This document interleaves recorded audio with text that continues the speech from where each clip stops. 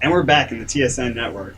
And here we have an exclusive with three members from the Hyperion crew.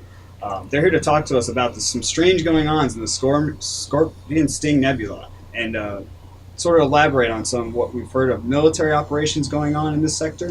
Is there anything you guys can tell about what sort of operation would be happening in this sector?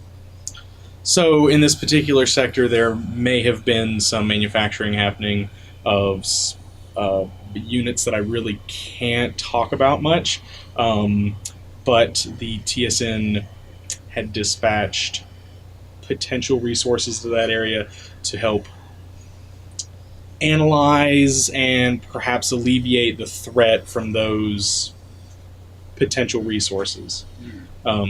So the objective was completed. I can confirm that now that we've gotten away from the point in time a little bit. The objective was completed.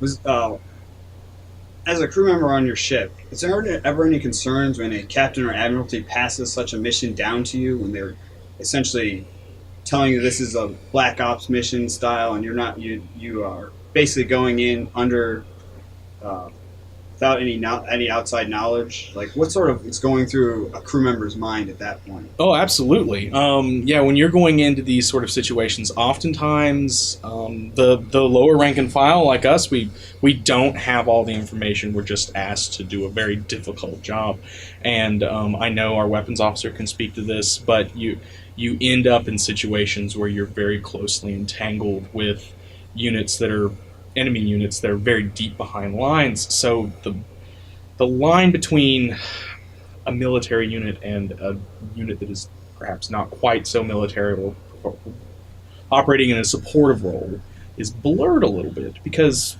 right on the front line, obvious, it's very clear cut. They're shooting at me, of course we're going to shoot at them, but you end up in deeper.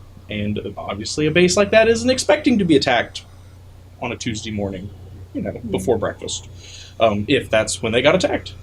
And the crew is using a ship we're not used to, and that has limited capabilities, especially considering what we're used to flying.